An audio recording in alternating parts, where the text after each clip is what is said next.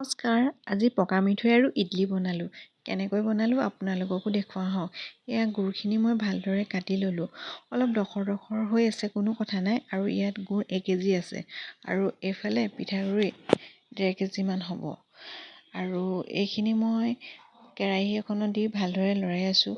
আৰু মোৰ লগত সহযোগ কৰিছে মোৰ খুৰী, যিহেতু মোৰ পকা মিঠৈ আৰু ইডলি অৰ্ডাৰ আছিলে আৰু পকা মিঠৈ বনাবলৈ মানে লগত এজনী লাগেই, হয় নহয় জানো।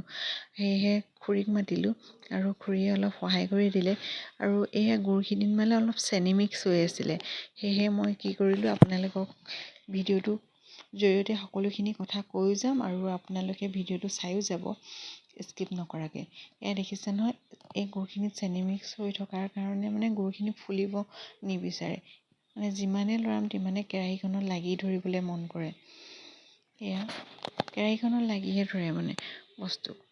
সেয়া তথাপিতো মানে তাৰ মাজে মাজে পূৰা একদম লৰাই আছোঁ। যেতিয়ালৈকে পাক নহয় তেতিয়ালৈকে মিঠৈটো খাই ভালো নালাগে আৰু বেছি দিনো নাযায়, নহয় জানো। মই ভালদৰে পাক কৰি আছোঁ আৰু পাক কৰি এটা কালাৰ আহিব। মানে ইমানটো কালাৰ হোৱাৰ লগে লগে মই ইয়াতে পিঠাগুড়ি অলপ মিক্স কৰি দিছোঁ আৰু অলপকৈ পিঠাগুড়ি মিক্স কৰিছোঁ আৰু তাৰ মাজে মাজে অলপ পানী মিক্স কৰি আছোঁ। আৰু পানী মিক্স কৰিলে আপোনালোকে নাভাবিব যে মিঠৈখিনি খাবলৈ বেয়া হ'ব বা ইয়াৰ কালাৰ নাহিব, কিন্তু সেইটো কথা নহয়। যিহেতু গুড়খিনি চেনি মিক্স হৈ থকাৰ কাৰণে অলপ পানী দিব লগা হৈছে।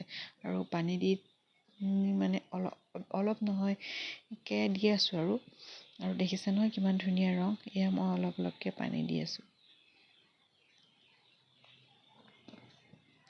আৰু মোৰ এই মিঠৈ আৰু ইডলিকেইটা অৰ্ডাৰ আছিলে। যেতিয়া অৰ্ডাৰগৰাকীয়ে কয় যে মিঠৈকেইটা কালাৰ উঠাকৈ বনাব লাগে ভালকৈ আৰু খাবলৈ সোৱাদ হয়, আৰু মই ভিডিঅ'টো দেখুওৱা নহ'লে ইয়াত মই ইলাচি দি দিছোঁ। আপোনালোকে যি দিব পাৰে আৰু কোনো কথা নাই। আৰু আটা মঠাৰ দৰে ভালদৰে মানে মঠি পেলালোঁ।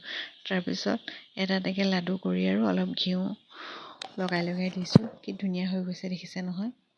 আৰু আপোনালোকে মানে পাক কৰি থাকোঁতে তাত অলপ ঘিউ দিব পাৰে।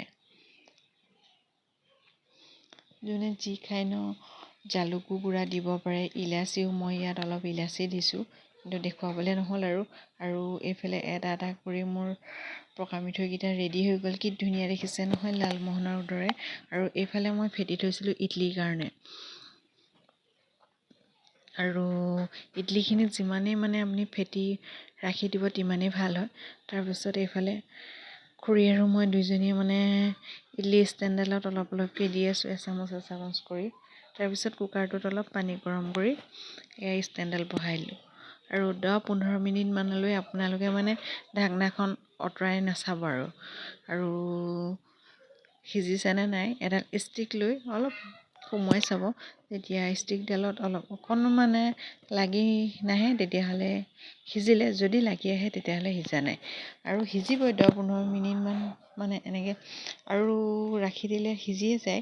আৰু আপোনালোকে কুকাৰৰ ঢাকনাখন মানে ওপৰত বহাইহে দিব, হেণ্ডেলডাল লগাই নিদিব। এয়া দেখিছে নহয় মোৰ ধুনীয়াকৈ ফুলি আহিলে। আৰু এটা এটাকৈ এইফালে প্লেট এখনত মই উলিয়াই ল'লোঁ। আৰু বহুত ছফ্ট হৈছিলে ইডলিকেইটা। আৰু এইফালে মোৰ পকা মিঠৈ আৰু ইডলি বনাই হৈ গ'ল। আৰু আজিলৈ ভিডিঅ' ইমানেই।